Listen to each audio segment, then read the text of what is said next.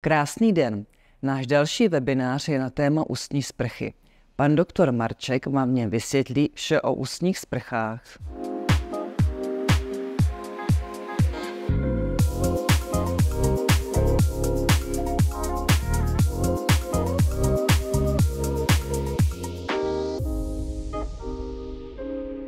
Počas pôsobenia na lekárskej fakulte sa stretávam s mnohými pacientmi, ktorí majú ochorenia ďasien. Vznikajú na základe plakového pôsobenia alebo na základe celkových ochorení, ktoré nie sú plakom podmienené. Tieto plakom podmienené ochorenia rozdeľujeme na lokalizované a generalizované, čiže to znamená, sú lokalizované na 1, 2, 3 zuboch alebo generalizované v celej dutine ústnej. Aby sme vedeli, o čom sa rozprávame, vyzerá to takto. Vizuálne pozrieme na človeka, ktorý príde ku nám do kresla a vidíme nejaké zmeny na slizniciach. Tieto zmeny na slizniciach sú väčšinou červenej až lividnej farby a vieme, že sa tam niečo deje. Aby sme teda si uzrejmili, čo sú tie plakom podmienené a bezplakového pôsobenia zápaly ďasien, si ich rozdelíme. Takže plakom podmienené sú čisto len o tom, že človek nečistí zuby, alebo sa tam pridávajú hormonálne zmeny plus ten plakový efekt, alebo následne ochorenia ako diabetes mellitus a iné. Aby sme si bližšie rozobrali, tak tie plakom podmienené, čo sa týka hormonálnych zmien, sú puberta, menštruácia a gravidita. Ono všetko je to na základe zmeny hladiny krvi v obehu.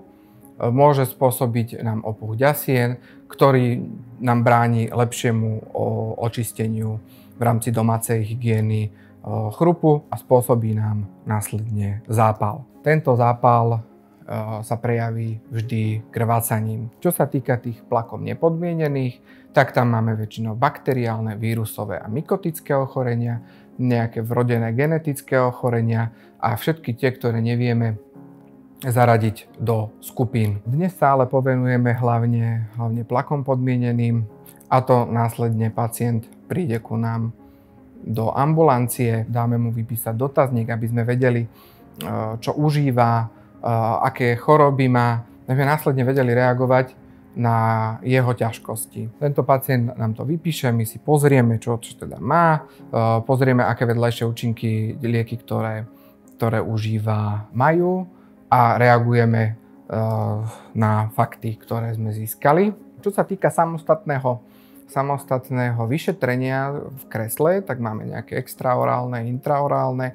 My sa dnes povenujeme hlavne tým intraorálnym a to už keď pacient otvorí ústa, ako som spomínal, vizuálne zmeny a zápach. To je prvé, čo nám udrie do očí, keď vieme, že pacient má problém. Následne si prevedieme zo pár indexov, ako je plak index, aby sme vedeli, koľko toho plaku sa tam nachádza. Potom si spravíme krvácajúci index papily, aby sme vedeli, či ten zápal tam je, pretože ak krváca nám táto papilka, tak vieme, že tam nejaký zápal funguje a ten chceme odstrániť. Následne si spravíme CPITN, ktoré nám ukáže, v akú fázu ochorenia tento pacient paradontu má a akú fázu liečby potrebuje. Následne nesmieme zabúdať hlavne na bolesť. Pacient, ktorý k nám príde, je väčšinou odoslaný od lekára, ale od lekára všeobecného zaradenia v zubnom lekárstve, od svojho obvodného a následne je odoslaný ku nám na paradontológiu, kde už proste vieme asi, čo sa deje. Ale jeho výženie primárne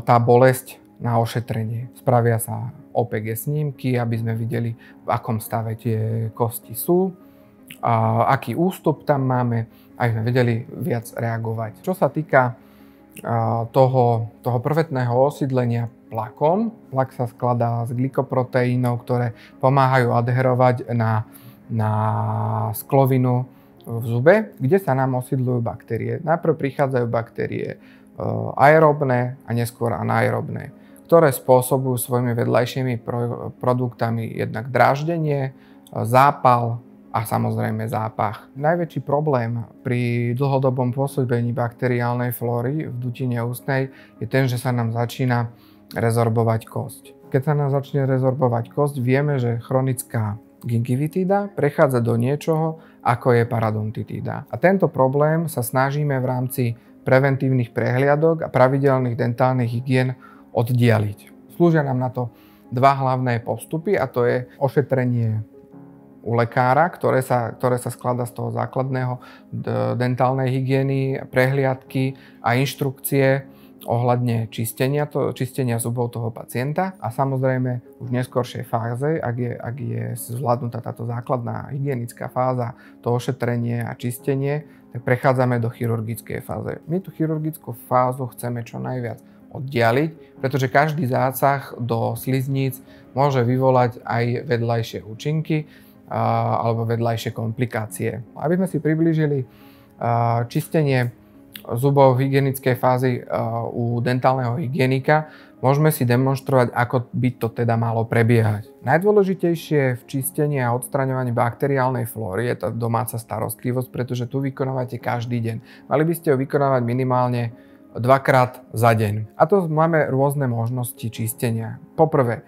je tá klasická manuálna čistiaca forma, to je využívanie medzizubných kefiek, ktoré sú správne nakalibrované a správnou technikou. To znamená, že tá kefka musí ísť jemne do medzizubného priestoru, nesmie spôsobovať žiadne traumatizácie okolitých tkaní.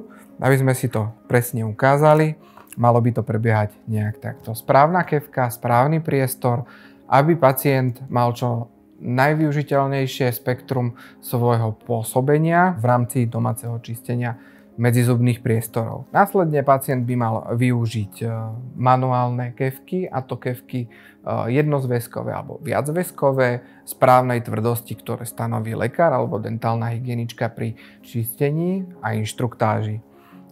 Najčastejšie ľudia využívajú kefky viacväzkové klasickou basovou metódou, kedy sa kefka dá pod 45 stupňovým uhlom a čistí sa krúživými pohybmi. Tie krúživé pohyby sú tam na to, aby to ďasno bolo prekrvované a zároveň aj čistené. Pretože tými krúživými pohybmi sa dostávame aj do sulkulárnych priestorov, ktoré vieme lepšie vyčistiť. Aby sa nám nestalo niečo takéto, ale mali v ústach aspoň niečo podobné. Pacientov, ktorí neradi využívajú manuálne čistenie, ale sú viacej zameraní na to elektrické alebo sonické čistenie, máme takisto alternatívu, a to je využívanie sonických zariadení alebo medzizubných tryskových zariadení, ako je Waterpik. Ako som už spomínal, pre pacientov, ktorí využívajú viac sonické mechanizmy alebo rotačné mechanizmy, takisto máme alternatívu. V tomto prípade však pacient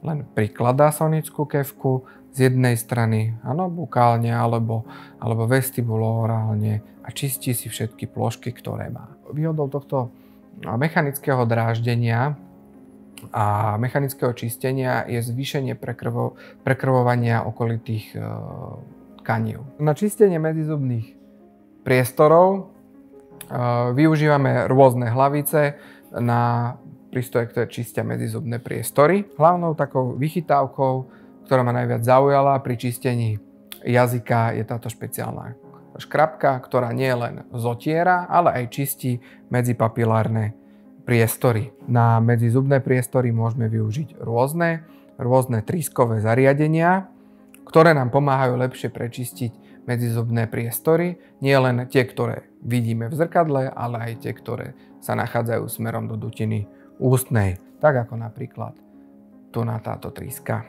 Máme pacientov, ktorí majú nielen problém so zápalom, tou chronickou alebo akutnou gingivitídou, a máme pacientov mnohokrát, ktorí chcú vybieliť zuby, ale majú mylné predstavy o tom, ako to funguje. Čiže ak pacient chce vybieliť zuby, musíme vyčistiť nielen zuby, naučiť ho to čistiť, ale samozrejme odporučiť aj správne metódy čistenia, udržiavania toho bieliaceho efektu, a na to slúžia aj tieto zariadenia, kde vieme vložiť bieliacu tabletu a predĺžiť tým biely efekt zubov. Prechádza k masáži gingívy, vyplachovaniu bakteriálnej flóry.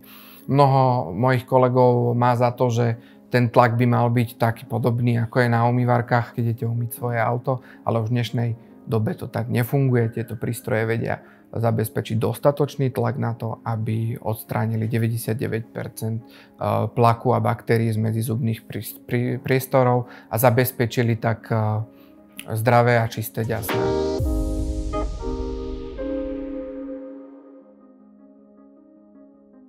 Ak máme pacienta, ktorý má málo času a chce čistiť efektívne a rýchlejšie, volil by som pre ňoho hlavne tie mechanické za pomoci sonických mechanizmov alebo potom tie tryskové systémy. Určite áno, ale záleží od toho, čo pacient akú značku preferuje a o čom je presvedčený lekár, ako tá značka funguje. Ak je lekár presvedčený o tom, že všetko funguje tak, ako má u daného prístroja, tak ako to je v tomto prípade s Waterpikom, kde ja som veľmi spokojný, tak ho budem odporúčať aj svojim pacientom. Samozrejme, keď príde reprezentant do našej ordinácie a ponúka nám, či už sú to medzizubné systémy alebo sú to sonické kefky, tak je vždy na lekárovi, ako s tým naloží, že či si spraví takú svoju štúdiu a odpozoruje si na niektorých pacientoch, ktorému odporúči túto kefku, ako to pôsobí, alebo sám na sebe najlepšie. Pretože k čomu verí váš ošetrujúci lekár, to vám vždy odporúči. Tak ako som už povedal, máme mnoho pacientov, ktorí preferujú stále tie mechanické čistenia, ako teda manuálne, ako tie mechanické čistenia. Záleží od pacienta samozrejme a musíme tie pomôcky domácej hygieny personalizovať. Aký pacient, tak taká pomôcka. V mnohých prípadoch áno, ale treba si prečítať hlavne v návode na obsluhu, čo treba robiť preto, aby náš prístroj zostal v dobrej vitalite, ak sa používajú tieto medzizubné výplachové trysky s vodou ústnou. Najlepšie 2-krát za deň, ale ak to pacient používa aj viackrát, nič sa nestane, pretože čokoľvek, čo pacient robí pre svoje orálne zdravie, je len plusom a výnosom pre neho.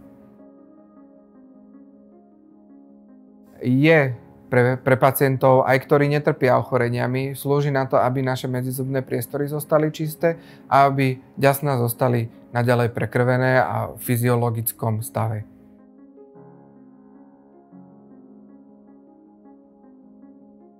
Hlavne to odporúčam v mojej praxi pre pacientov, ktorí trpia ochoreniami ďasien, ako je chronická alebo akutná gingivitída či parodontitída, ale samozrejme je veľkým prínosom, ak túto sprchu používajú pacienti v liečbe ortodontickej alebo chirurgickej po tej akutnej fáze, samozrejme.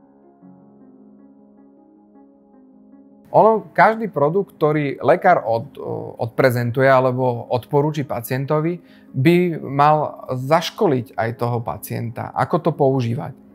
Pretože určite ľudia sú vynaliezaví a jednoznačne nemôžem povedať, že by bol bezpečný, nebol by bezpečný, ale z môjho pohľadu, keď pacient príde a ja mu odporúčim daný produkt a naučím ho to používať, je absolútne bezpečný.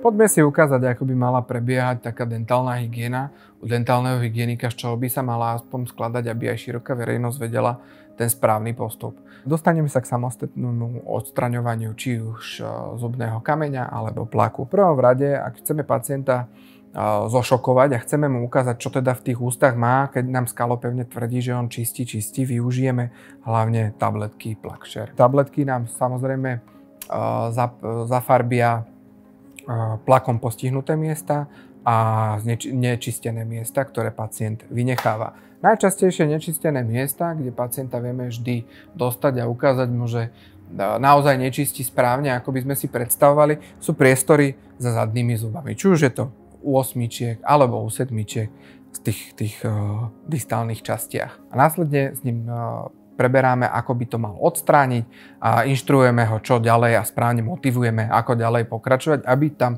tento efekt ďalej nebol. Dentálny hygienik postupuje následne opieskovaním pomocou pieskovača.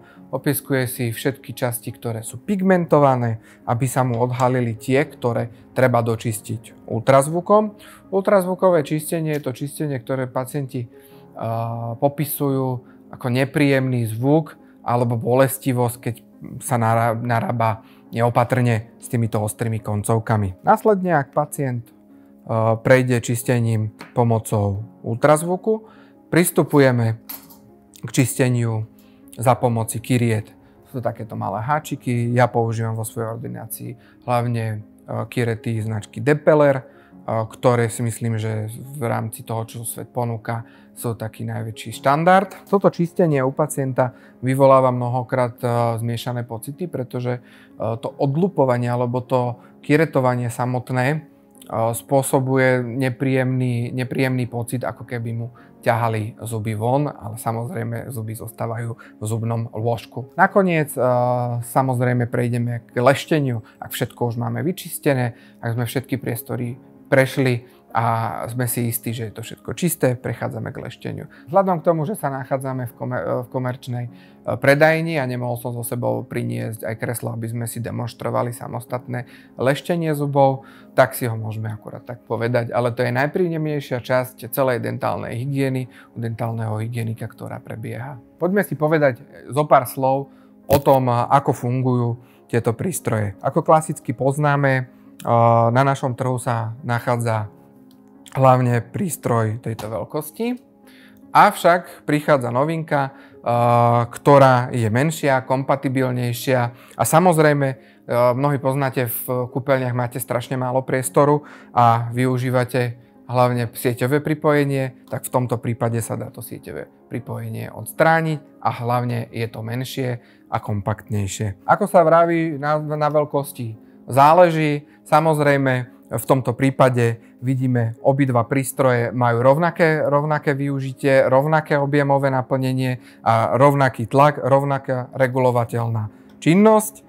Ale hlavný rozdiel tohto prístroju je veľkosť a integrovaná batéria a samozrejme nabíjanie. Ak chcete čistiť aj na cestách, tak siahnete po Waterpik Cordless, ktorý má nastaviteľnú trysku 360 stupňov, 3 úrovne čistenia a vaše ďasná zostanú naďalej čisté a prekrvené tak, ako to potrebujeme.